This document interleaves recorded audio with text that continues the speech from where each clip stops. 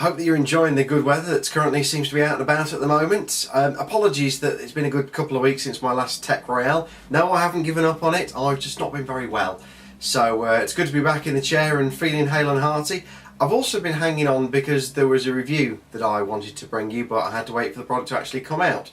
But I'm delighted to say that the product was released on Wednesday, and I ordered mine straight away and was delivered on Friday. So I'll be reviewing the new Logitech Ultrathin keyboard case for iPad and iPad 2. Although technically that's new iPad, aka iPad 3 and iPad 2. I still don't particularly agree with Apple dropping the numbers from them, but hey, there you go. Now, I have been desperately waiting for this product to come out. I have replaced my old MacBook Pro with an iPad, but I seriously considered an ePad Transformer Prime. I do occasionally need to use a keyboard on the go, and I was concerned about the touchscreen keyboard on the iPad. It turned out to be better than I thought, but I was always thinking, and I was actually desperately hoping when the iPad 3 was being announced, they were going to announce some kind of official keyboard accessory or something to bridge that gap between an iPad and a laptop. That didn't happen, and I made the choice between ice cream sandwich and iOS and went with iOS, and I'm glad I did. I'm really happy with my iPad. But typing long letters, emails, and using Citrix, especially using Citrix because obviously when you invoke the on-screen keyboard you lose half the screen, can be a little bit awkward. So when I heard that Logitech were going to bring out a keyboard case that wasn't the hold the iPad in something and make it twice as thick as it needs to be solution that we'd seen so far, I was pretty excited, and they've brought out the ultra-thin keyboard case for iPad.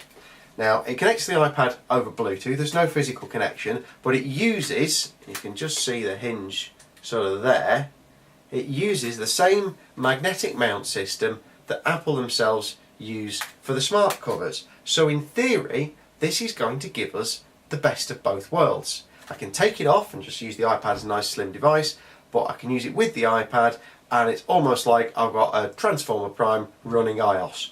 Brilliant. So, there we go. There's the iPad, there's the keyboard. You can just see on the edge of the keyboard there that you've got micro USB charging port, you've got a power switch, and you've got a Bluetooth pair button should you need it. But the first time you turn the keyboard on, it pops into pairing mode and away you go.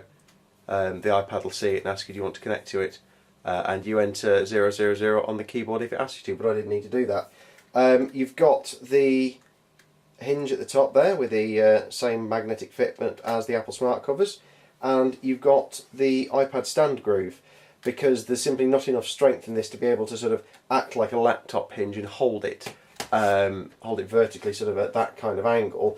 It just folds straight back. So if you want it to sit up like you would do a laptop, then that's what you've got to do. So take the iPad, I'll just turn it on there so you can sort of see the orientation, and just simply pick up the iPad and bang. And you can just hear the little click noise that says it's locked. So when it's like that, it is pretty well together.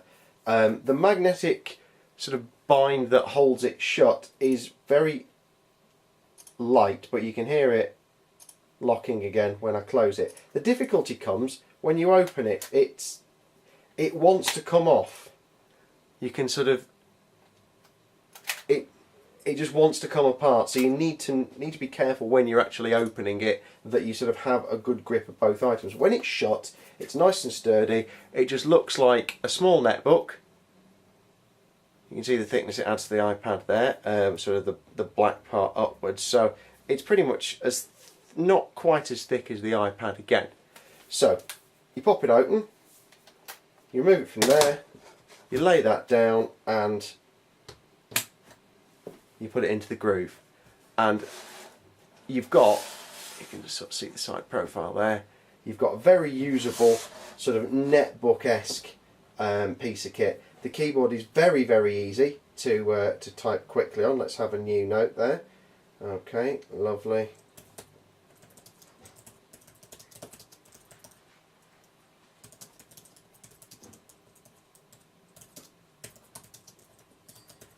You've got some nice function keys at the top, which are accessed with, unsurprisingly, function button. So you press function and 4 highlights the word to the left and keeps going back. And function 5 brings it back over there. So if I just put the cursor there, and I can do the suggestion, because my typing's terrible. There's some volume up and down keys on there. The nice iPad specific touch is there is a home button there, so double tap to home to get to your multitasking, or just press home to go back to your home screen. And it is, given the amount of travel, it is easy enough to get a pretty decent amount of typing speed on this. It makes using Citrix so much better because you're not losing half the screen to an on-screen keyboard. If you're sending a long email or anything like that, it really is a joy to type on. Given the travel, I'm surprised at how natural, how easy it is. If you want to lock it while it's in this position, function and delete will lock it. And there we go. Using it like that is very natural, very easy to do. And the nice thing is the magnets in this are really strong. So when it's in this position, you know, it's quite difficult to get it to disengage. You can certainly magnet it in and pick it up like that. So that sort of feels sturdy whilst it's in there. If you have a back case on it, I normally have a Belkin snap shield on the back of my iPad. So if you pop that into the snap shield, it does still work, but not as well. The magnetic effect is still there, but it's nowhere near as strong because it's not making the full-on contact you wanted it to. It's alright in that position. You can also stand the iPad up this way, but without the magnets working at all, it's just relying on the shape of it, and as you can see, it's quite loose in there, so it's much more satisfactory just like that. So it works very nicely with the iPad. Glossy screen on something that's supposed to be a business device, glossy plastic. No thanks, Logitech. A matte version if you don't mind. The only other thing that's worthy of note is the additional contents of the box. Very minimalist. You get a cloth for polishing the cheap glossy plastic, and you get a micro USB charging cable. Now this is interesting, there's no mains adapter with it, but obviously, you know, you get a mains adapter with your iPad, so why bother putting one in? They know you're going to have one.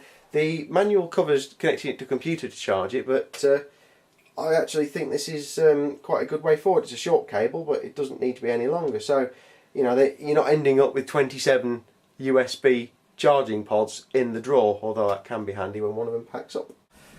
So overall, to use it, it's a nicely designed product. It does the best it can do inside the boundaries of what Logitech have to work with. If they'd been able to design it from the ground up with Apple's help, it would be a better product, but I think it's as good as it can be. Is it worth £90? Now £90 is a lot of money. It's like half a netbook. I will say yes, with a couple of caveats. One, you have to be careful opening it. Two, Lord and away knows why they put the shiny plastic on there. It should be matte. It's a business type device. The shiny plastic will look terrible inside a matter of a couple of weeks, I'm sure. And I think the back will also scratch up pretty quickly.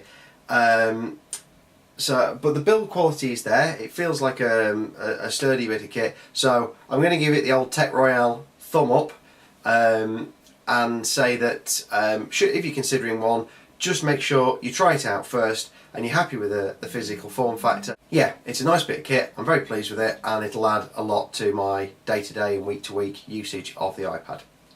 So that's it for this episode. Thanks very much for watching. Take care, enjoy the sunshine, and I'll see you soon. Oh, and bring back Games Master.